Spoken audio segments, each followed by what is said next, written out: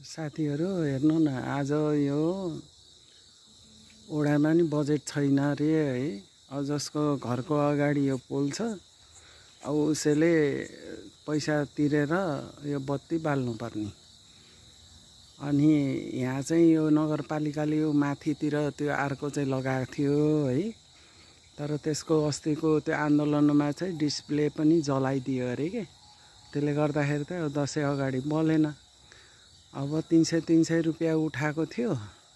बाटो हिँड्ने मान्छेहरूलाई पनि साह्रै अँध्यारो भयो के। हामीलाई त खासै उज्यालो त आउँदैन है घरको अगाडि।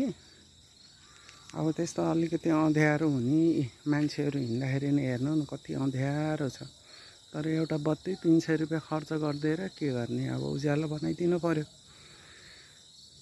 त्यही भएर अनि हुन्छ गरिदिनुस् राखिदिनुस् भनेर भने कर चाहिँ लाथेनन् है। अब 300 रुपियाँ खर्च गरेर सबैलाई उज्यालो हुने गरेर यो बत्ती हालिदिएछु के साथीहरू। यो बत्ती हाम्रो टोल सुधार समितिबाट चाहिँ टोल सुधारको समितिको अध्यक्ष आएर त्यो भनेपछि बिहान आज यो लगाइदिएको थियो। अनि अहिले चाहिँ जे होस् अलिकति भए पनि उज्यालो भएछ बाटोमा है। नत्र भने यतातिर हेर्नु न कस्तो अन्धकार देखिन्छ। अब यो बत्ती माथिको अर्को बत्ती चाहिँ बल्यो भने त उज्यालो हुन्छ। अब कहिले बल्छ अब। कस्तो अन्धकार छ हौ साथीहरू, हेर्नुहोस् त। व्यापार केही छैन। अब बजारमा त अब देखाइरहेको थियो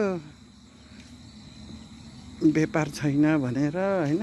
अब हाम्रो त यो गाउँघरको यस्तो छ साथीहरू।